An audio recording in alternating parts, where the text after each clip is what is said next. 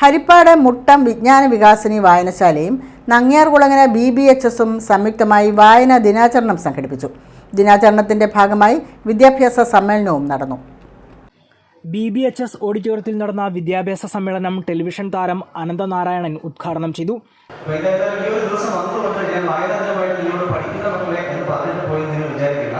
നിങ്ങൾ വളർന്നു വരുന്ന കുട്ടികളാണ്, അടുത്ത തലമുറയിൽ നമ്മുടെ ഭാവിയിലെ വാഗ്ദാനങ്ങളായി മാറേണ്ടവരാണ്. അപ്പോൾ നിങ്ങൾ ഇന്ന് മുതൽ അല്ലെങ്കിൽ ഇനി നിങ്ങളുടെ ജീവിതത്തിൽ നിങ്ങൾക്ക് വിജയിക്കണം, അല്ലെങ്കിൽ എല്ലാവരും നല്ല രീതിയിൽ നമുക്ക് വിജയിക്കണമെന്ന് ആഗ്രഹിക്കുന്ന കുട്ടികളാണ്.